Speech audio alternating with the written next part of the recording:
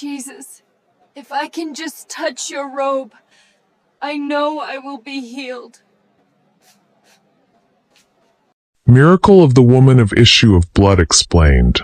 What you have never read in the Bible about the miracle of the woman of issue of blood. 5 hidden battles nobody will never tell you she fought before touching Jesus' garment. Welcome to Deeper Bible Story.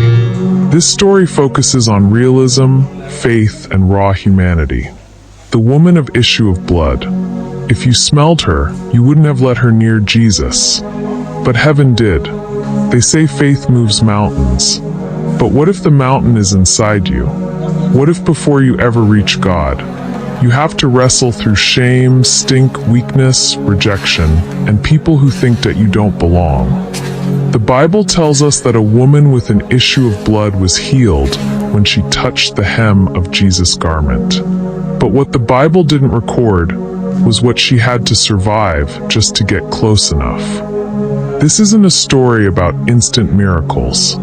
It's a story of a woman who got crawled through 5 invisible wars before she ever touched Jesus.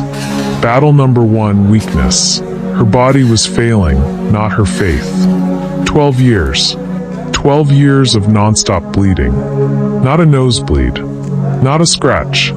A slow, private dying that drained her daily, while the world moved on. She wasn't just tired, that she was anemic, lightheaded, dizzy, pale. Every step was a war between consciousness and collapse.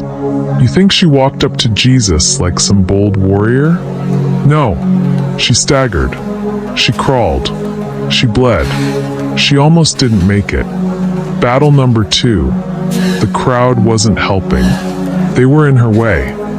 When Jesus passed by, the streets didn't part like the Red Sea. There were no bodyguards announcing her entrance. No divine VIP lane. There was just a mob. Loud, sweaty, desperate.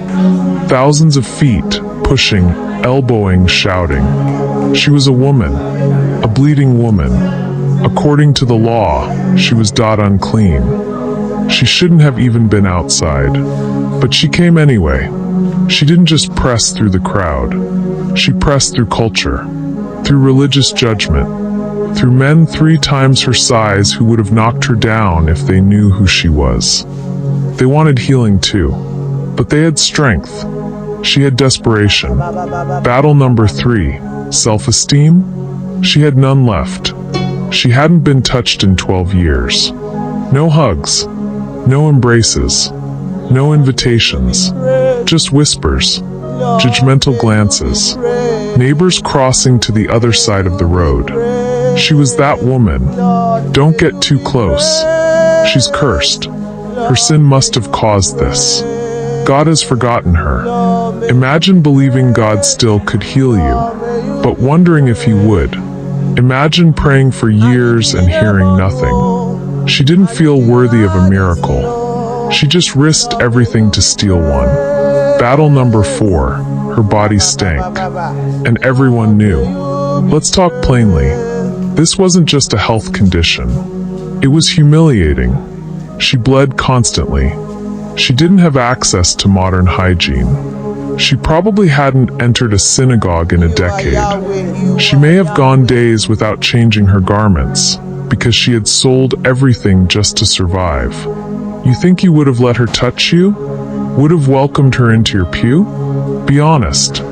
But Jesus didn't pull away. He didn't flinch. He let holiness be touched by what the world called dirty. Battle number 5. The disciples would have blocked her if they knew.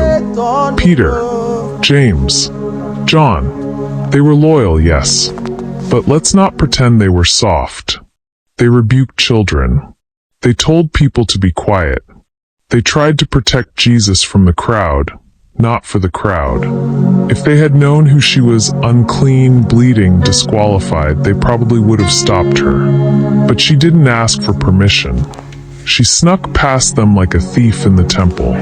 Because when you've been rejected long enough, you learn to move in silence. And then, she touched him. Not his hand, not his face, not his attention. Just the hem. The dirty, dusty, ragged bottom edge of divinity. That's all she needed. Jesus stopped. Not because she screamed.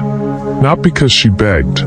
Because faith touched him in a way the crowd never did. Who touched me? He wasn't asking because he didn't know. He was inviting her to stand up in the light. For once in 12 years. She didn't have to hide. And he didn't shame her. Didn't rebuke her. Didn't correct her theology or scold her for breaking Levitical law. Instead, he called her something she hadn't heard in forever. Daughter, your faith has made you whole. Not your cleanliness. Not your money. Not your position. Your faith. So here's the question. Would we let her touch him today? Would your church welcome her bleeding body? Would you make space for her to press through the crowd? Or would we be the reason she almost gave up? The miracle wasn't just her healing. The miracle was that she didn't quit before the hem. What no one told you about this miracle. Sometimes the greatest faith is the faith that still moves when your body can barely stand. Sometimes healing isn't clean. It's bloody, desperate, and undignified. Sometimes the crowd is the biggest obstacle between the broken and Jesus. And sometimes the people we hide from are the very ones heaven calls daughter. This is Deeper Bible Story. Thanks for watching till the end. Remember to follow our channel for more stories. If this story inspires you, share this with someone who feels unworthy of a miracle. Also comment and engage the story by telling us other mysteries in the miracle you think others should know. Prince of Persia story. Obadiah story.